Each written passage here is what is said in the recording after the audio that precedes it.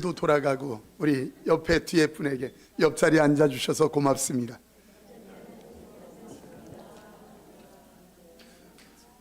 이솝 우화 중에 햇님과 바람 이야기를 우리는 잘 압니다. 나그네를 발견하고 햇님과 바람이 내기를 합니다. 누가 저 나그네의 외투를 벗길 수 있느냐, 그래서 내기하는 겁니다. 먼저 바람이 아주 세찬 바람으로 나그네의 외투를 날려버리려고 그렇게 바람을 붑니다. 근데 이게 바람을 불면 불수록 자꾸 옷깃을 여미고 단추를 잠그는 거예요. 그래서 결국은 이 바람은 포기했습니다. 이제 햇님이 할 차례입니다. 햇님이 따뜻한 햇볕을 계속 쬐이니까 더워하는 나그네가 외투를 벗게 됩니다. 그래서 누가 이긴 겁니까? 햇님이 이긴 겁니다. 이 우화는 우리에게 아주 정확하고 큰 메시지를 줍니다. 뭔가 사람이 변하고 어떤 일이 바뀌고 하는 것은 큰 힘이 아니라 따뜻한 사랑이 필요하다는 거예요. 예수 그리스도 오심을 지금 준비하고 있고, 그리고 성탄절 다음 주에 있습니다. 이 성탄 예수 그리스도는 따뜻한 사랑으로 우리에게 오신 분입니다. 누구든지 인생의 변곡점이 있습니다.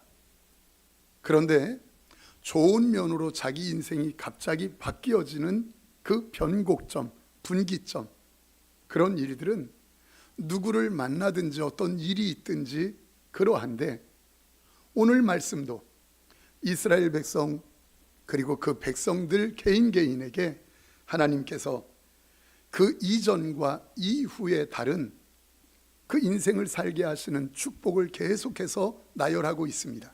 여러분 1절 말씀 우리 한번 볼까요? 전에 고통받던 자들에게는 흑암이 없으리로다.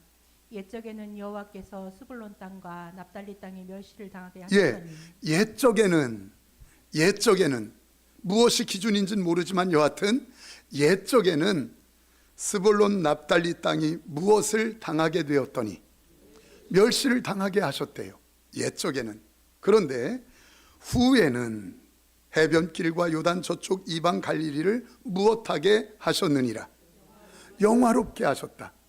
그러니까 옛적에는 멸시당하고 고통받고, 그리고 후에는 영화롭게 되어지는 인생. 저는 여러분들이 옛적의 인생에서 후에는 영화롭게 되어지는 인생으로 오늘 이 예배로 바뀌게 되기를 축원합니다. 2절도 이렇게 말합니다. 흑암에 행하던 백성이 큰 빛을 보고. 옛적에는 흑암에 행하던 백성이, 그리고 이후에는 큰 빛을 보고, 그 다음이요, 사망의 그늘진 땅에 거주하던 자에게 빛이 비치도다. 사망의 그늘진 땅에 거주하는 옛적의 삶.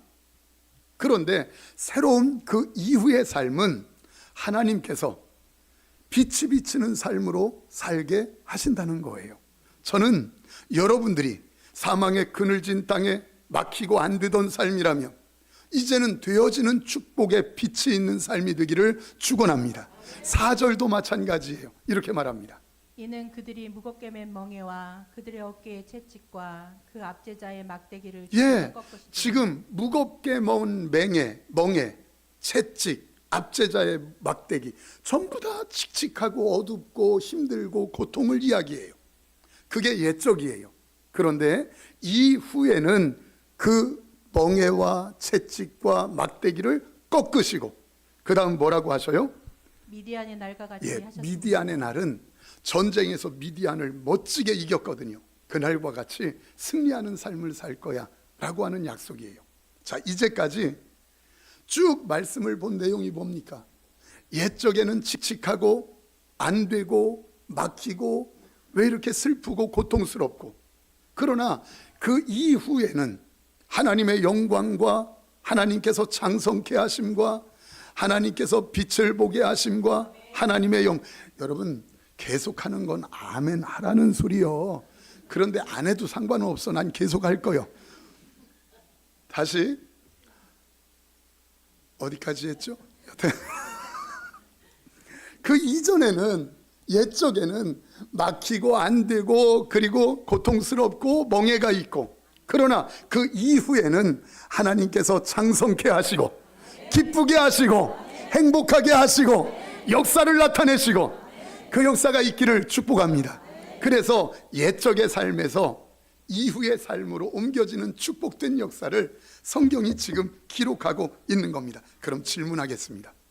대체 옛적에 안 되고 막히고 고통스럽고 사람 관계가 깨어지고 힘들던 삶에서 어떻게 창성하고 이후에 창성하고 기쁘고 즐겁고 행복한 날로 어떻게 그렇게 옮겨질 수 있는가? 대체 그 변곡점, 그 기준점은 무엇인가, 이 말이에요. 여러분, 무엇입니까? 6절에 정확하게 이렇게 이야기해요. 6절은 다 같이 읽어요. 함께요. 함께 읽습니다. 이는 한 아기가 우리에게 낳고 한 아들을 우리에게 주신 바 되어. 아멘. 하나님께서 한 아기를 주셨고 한 아들을 주셨는데, 그 아기와 아들은 누굴까요? 곧 성탄절인데 그 예수 그리스도를 이야기해요. 예수 그리스도가 예수 그리스도가 인류에게 딱 오고 난 뒤에, 그 예수 그리스도의 이전에 옛적에 칙칙하고 암울하고 막히고 안 되어지던 삶에서 예수 그리스도가 분기점이 되고 변곡점이 되어서 이제는 되어지고 축복되고 행복하고 기쁜 삶이 되더라. 여러분이요, 이 예수 그리스도가 그 축복의 분기점이 되고 변곡점인 줄 믿으시기 바랍니다. 그래서 예수 그리스도가 난 이후부터, 그 이전에는 칙칙하고 어둡고 그런데 밝음으로 옮겨졌다면, 사랑하는 성도님들, 오늘 이 예배, 예수 그리스도를 정확히 붙잡아 여러분들의 삶이 칙칙하고 어둡고 안 되어지는, 될 듯 하면서 막히던 삶이었다면, 이제는 하나님이 되어지게 하시는 역사를 맛보는 축복된 날 되기를 축원합니다. 이것은 세상에서도 마찬가지예요. 세상에 나라마다 연호가 다릅니다. 우리나라는 단기를 사용해요. 단기 변년. 일본은 화력이라는 연호를 사용해요. 중국 다 다릅니다. 그러다 보니까 약속을 해서 만나는 시간, 배를 타고 갔는데 날짜가 다 달라요. 이게 약속하기가 쉽지 않은 거예요. 그래서 인류 학자들이 모였습니다.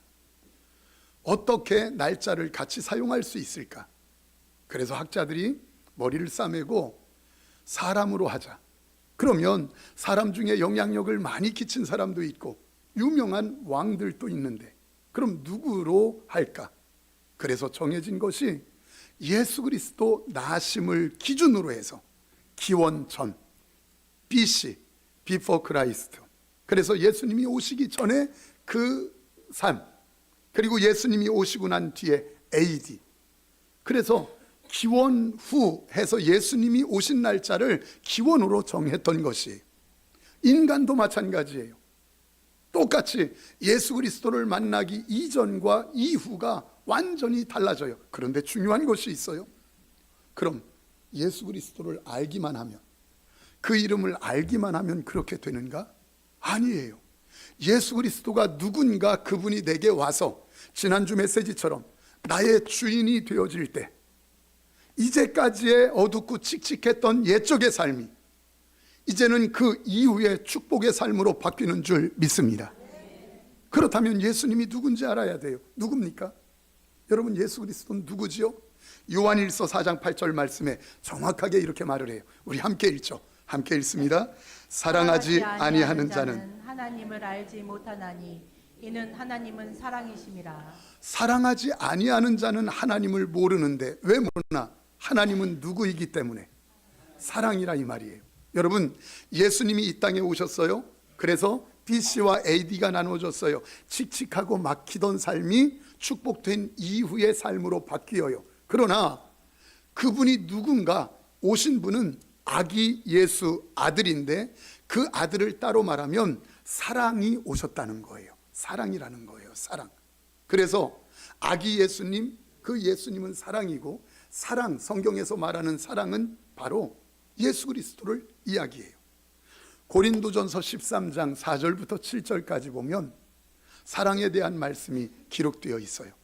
그런데 우리 한번 읽어볼까요? 사랑에 대한 말씀 함께 읽어봅시다.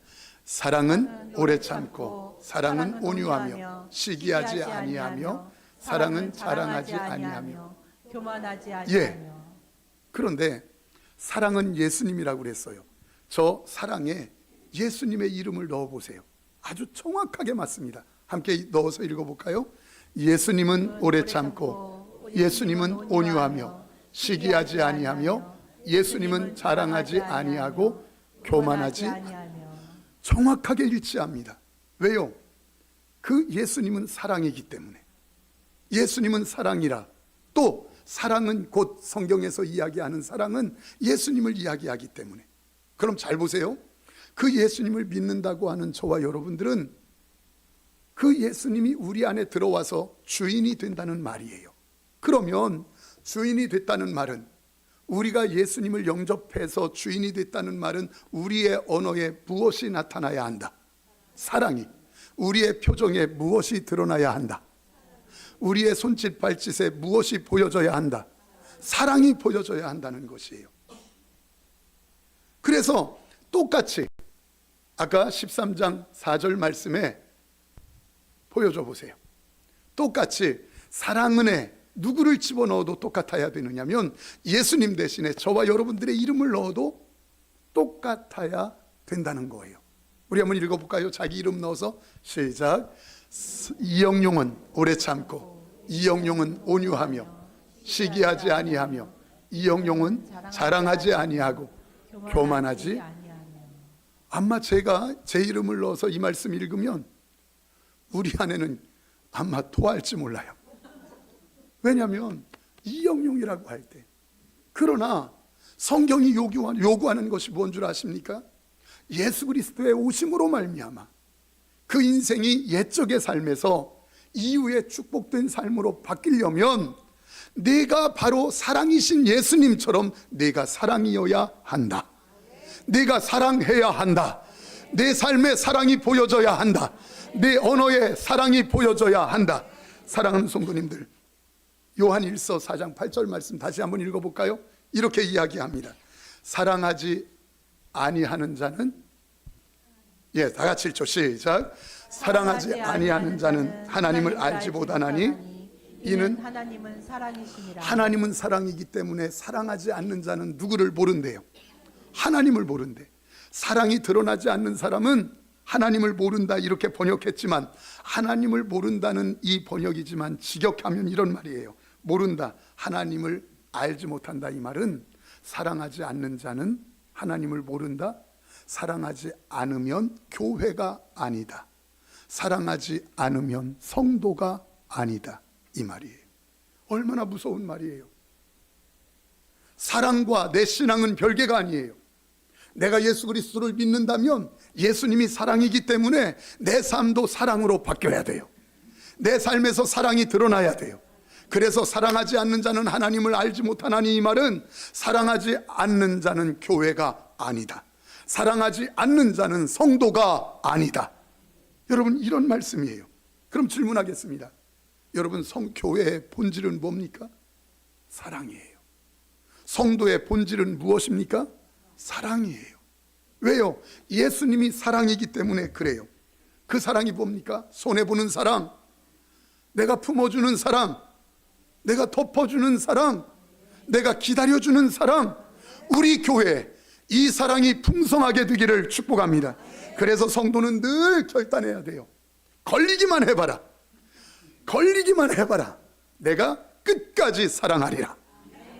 걸리기만 해봐라. 내가 대신 죽어주리라. 여러분, 이 마음이 목사에게 있어야 돼요. 만약에 그 사랑이 없다면 목사 아니래요. 성도 아니래요. 교회 아니래요. 미워함을 품고 있다면 성도 아니래요. 누구에 대해서 질시하면서 손가락질한다면 성도 아니래요. 왜요?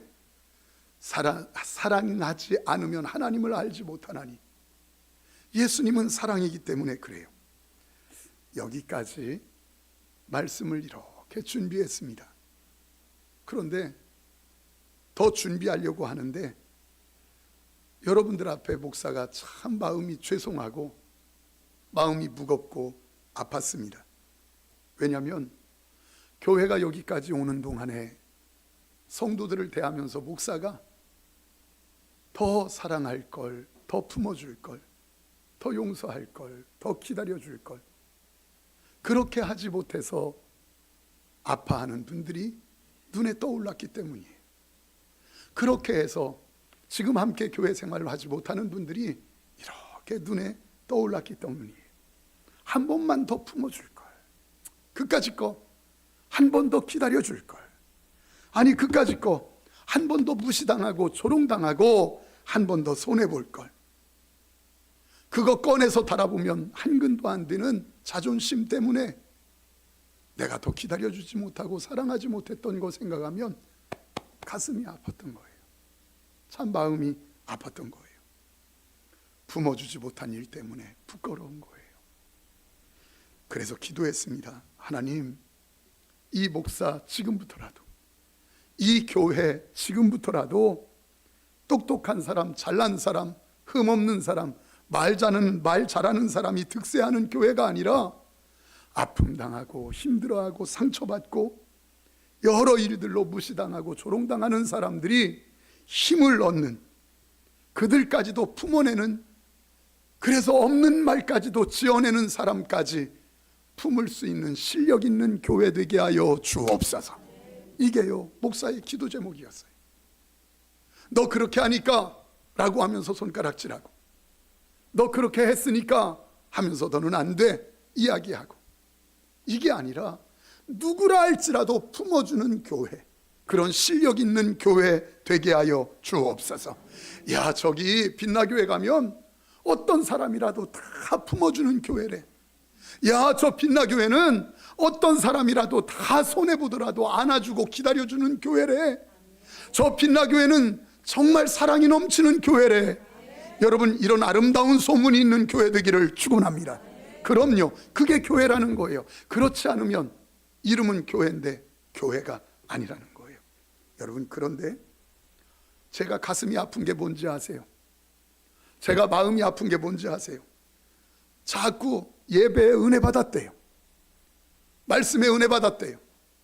찬양에 하나님의 말씀, 그 찬양에 은혜를 받았다고 이야기해요. 그래서요. 그래서 변한 게 뭐 있는데요? 예배 드릴 때 찬양하고 기도하면서 은혜 받았는데, 그래서 변한 게 뭐 있는데요? 그래서 달라진 게 뭐 있는데요?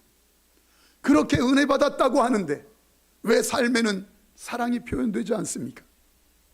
왜 삶에는 용서가 표현되지 않습니까? 왜 그렇게 혈기 부리고, 왜 그렇게 기다려주지 못합니까? 은혜 받았다면서요. 찬양하는데 은혜 받았다면서요. 예배하는데 하나님의 은혜를 받았다면서요. 기도하는데 하나님의 은혜를 받았다면서요. 그런데 왜 사랑이 안 보입니까? 왜 하나님의 마음이 안 보입니까? 이런 모순이 세상에 어디 있습니까? 이 십자가 정신, 여러분, 이것은 절대로 이론이 아닙니다. 이것은 기독교적인 용어 정도가 아닙니다. 이것은 지식이 아니에요. 십자가의 정신은 변화입니다. 변화예요, 변화. 그냥 손해보는 겁니다. 내가 사랑이라고 하는 것, 은혜 받았다고 하는 것은 내가 그냥 손해보고 기다려주는 것이에요. 내가 품어주는 것이에요. 아유, 목사님 왜 손해봐야 합니까? 이런 말 하지 마세요. 은혜 받은 사람은 손해보는 자로 사는 거예요. 예수님 보세요. 능력이 있어요. 그런데 때리면 맞아요. 끌고 가면 끌려가요. 침뱉으면 침뱉음 당해요. 조롱하면 조롱당해요. 나중에는 자기 목숨까지도 십자가에 내 던져요. 왜 그렇습니까? 힘이 없어서요? 억울하지 않아서요? 아니요. 그게 예수님의 사랑이기 때문에 그런 거예요. 우리도 마찬가지예요. 전에 유튜브를 이렇게 보는데 유퀴즈 블럭이라고 하는 유재석 씨가 나와서 하는 그런 프로를 보게 됐습니다. 여러분, 막 길 가다가 어떤 사람을 만나면 인터뷰하고, 그리고 그렇게 인터뷰하다가 문제를 내요. 그 문제 맞추면 100만 원 현금으로 주는 겁니다.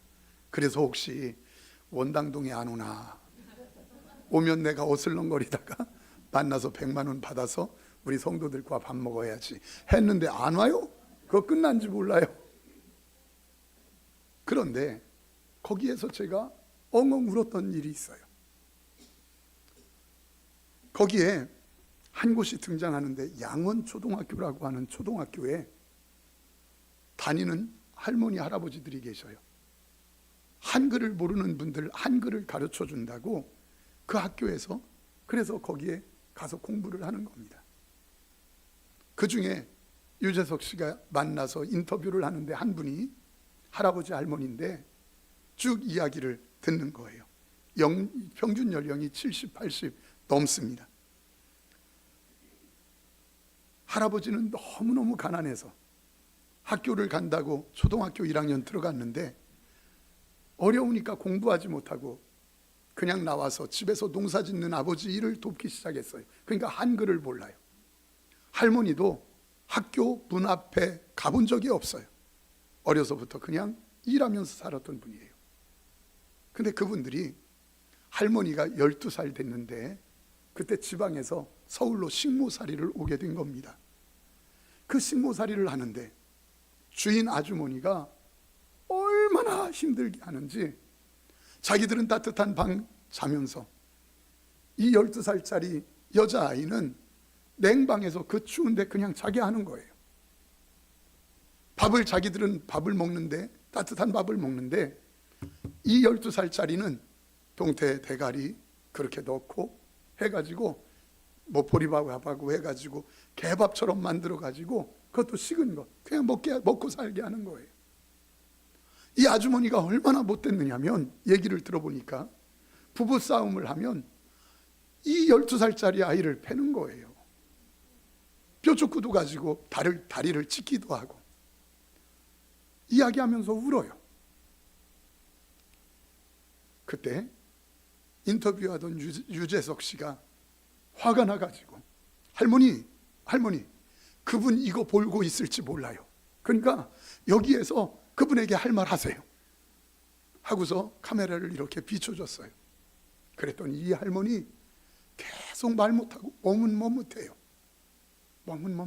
그러다가 이 할머니가 입을 열어서 주저주저 하다가 말을 합니다. 아줌마 어느 곳에 계신지 모릅니다. 그런데 아마 저를 보고 있다면 제 얼굴 알 겁니다. 그때 아줌마가 내게 행했던 것 아줌마도 기억하실 겁니다 하더니 말을 못 이어요. 그러면서 머뭇머뭇 한참 하다가 이렇게 말합니다. 아줌마 편안한 마음으로 잘 사세요. 우리도 잘 살겠습니다. 안녕히 계세요. 저요? 여기서 눈물이 터져버렸어요. 평생의 한으로 품고 있는, 그렇게 아픔당하고 무시당했던 수년간 자기를 그렇게 힘들게 했던, 사람 취급도 안 해줬던 그 아줌마에게 끝내 용서하고 축복하는 말로 마무리 짓는 것, 이거 보면서 거기서 눈물이 확 터진 거예요. 그리고 비록 지금까지 글자도 모르고 학교 근처도 가보지 못한 할머니지만 그런데 박사님보다 낫더라고요. 왠 줄 아세요? 행복이 뭔지 알잖아요. 행복이 뭔지 알잖아요.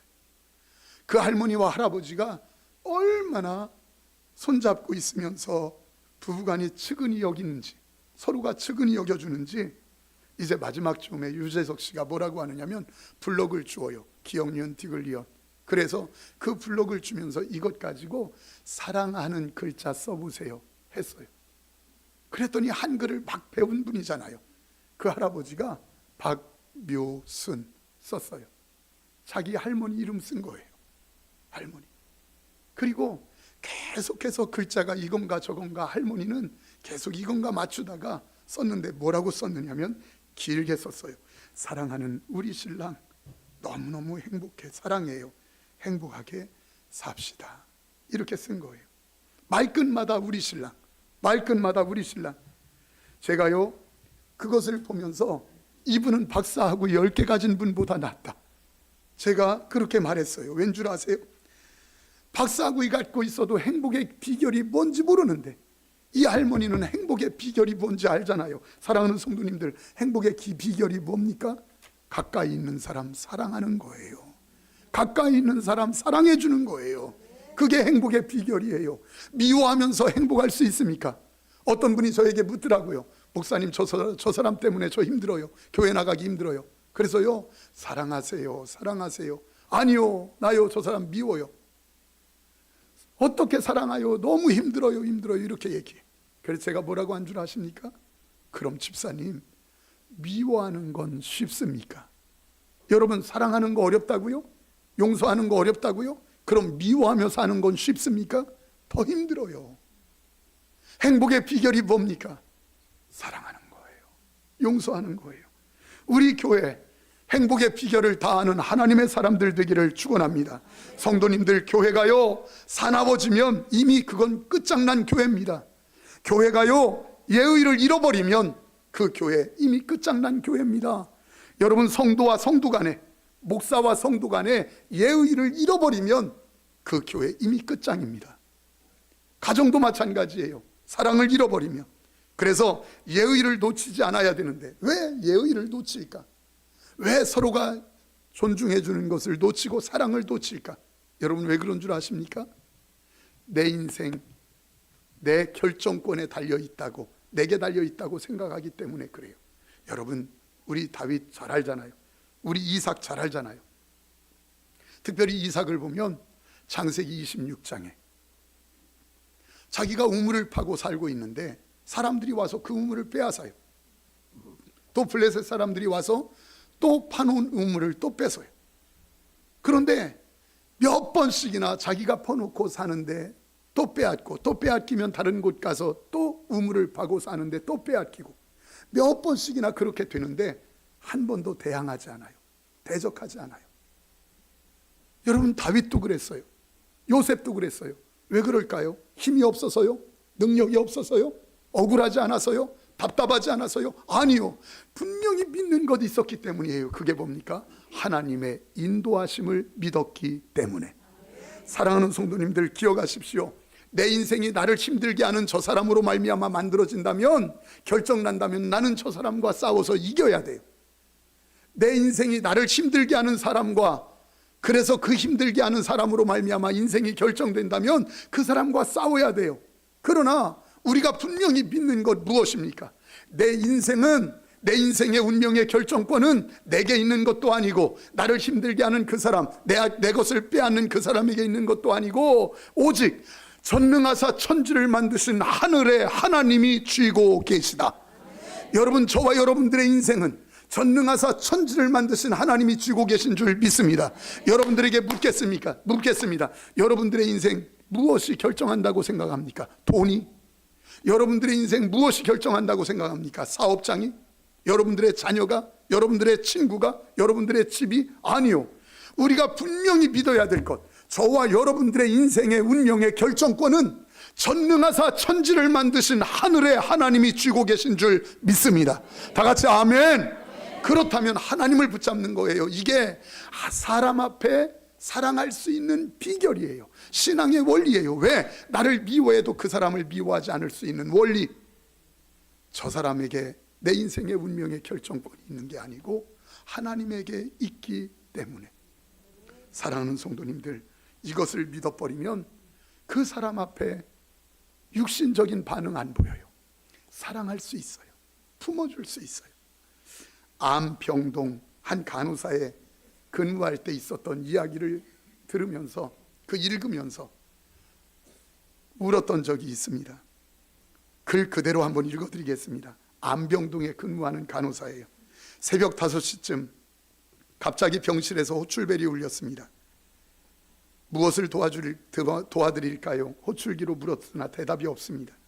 나는 환자에게 무슨 급한 일이 생겼나 싶어서 불이 나게 병실로 달려갔습니다. 그리고 그 병실에서 한 병상에 침대를 이렇게 걷었더니 암 걸린 시한부 인생인 그분이, 한 남자가 간호사님 사과를 좀 꺾어주세요. 사과를 좀 깎아줘요. 이러면서 주는 거예요. 그때 화가 버럭 났대요. 왜냐하면 지금 얼마나 바쁜데 이 사과 정도야 지금 쿨쿨 자고 있는 옆에서 자는 아내에게 깎아달라고 해도 될 텐데 왜 나에게 깎아달라고 할까? 그러면서 마음이 싫었다는 거예요. 그런데 자기가 싫어하는 것을 알고 그분이 재차 그러더래요. 사과 좀 깎아주시면 안 되겠어요? 그래서 할 수 없이 사과를 이렇게 깎았답니다. 막 깎는데 그 깎는 모습을 보는데 그분이 탐탁지 않게 보이는 거예요. 그리고 이제 반을 딱 잘라서 주려고 그랬더니 간호사님 더 예쁘게 좀 이렇게 잘라주세요. 더 화가 났다는 거예요. 그래서 그렇게 해서 잘라서 막 그냥 주듯이 주고 옆에서 자고 있는 아내가 미운 마음이 들기도 하고 해서 그냥 와버렸다는 거예요. 그 며칠 후에 안병동의 그 환자가 세상을 떠난 겁니다. 그리고 나서 3일장을 치른 그 아내 되는 분이 수척한 모습으로 그 간호사님을 찾아온 겁니다. 그리고 이렇게 말하는 겁니다. 간호사님, 사실 그날 새벽에 사과 깎아주셨을 때 저도 깨어 있었습니다. 그날이 저희 부부 결혼기념일인데 우리 남편이 이제 며칠 뒤에 죽을 것을 알고 아침에 남편이 결혼기념일 선물이라며 깎은 사과를 담은 접시를 주더군요. 제가 사과를 좋아하는 줄 알고 남편은 손에 힘이 없어서 사과를 깎을 힘이 없어서 간호사님에게 부탁했던 겁니다. 저를 깜짝 놀라게 하려던 남편의 그 마음을 지켜주고 싶어서 간호사님이 바쁜 거 알면서도 모른 척하고 누워 있었습니다. 혹시 거절하면 어쩌나 마음 졸였는데 그날 사과 깎아주셔서 너무너무 고마웠습니다. 이 말을 들은 간호사는 차마 고개를 들 수 없었답니다. 그 마음 아픈 사랑 앞에서 얼마나 무심했던 자기가 그의 마음을 헤아려주지 못하고 바쁘다는 핑계로 원망하면서 사과를 막 깎았던 자기의 모습이 너무너무 불쌍하고 초라하게 여겨져서 눈물이 왈칵 쏟아져서 더 이상 그분 앞에 있을 수 없었답니다. 저는요, 이 글을 읽는데 제가 보이는 거예요. 바쁘다는 이유로, 힘들다는 이유로, 시간 없다는 이유로 제가 그렇게 사랑으로 대해주지 못했던 성도님들의 모습 앞에 제가 이렇게 보여져서 사랑하는 성도님들을 헤아리지 못했던 부분들이 마음이 너무 아픈 거예요.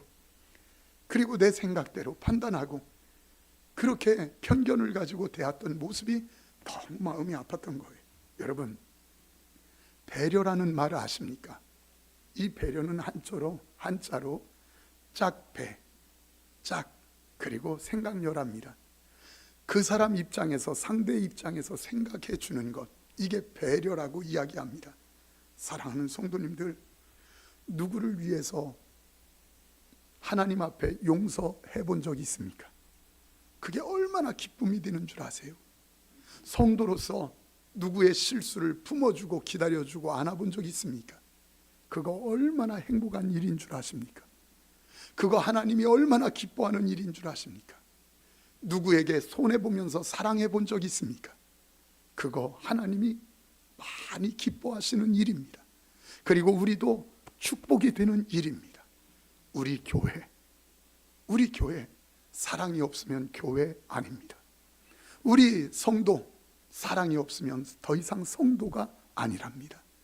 목사도 여러분들도 우리 교회는 사랑이 있는 교회 함께 세워가기를 축복합니다. 함께 찬양합시다. 하나님, 그렇습니다.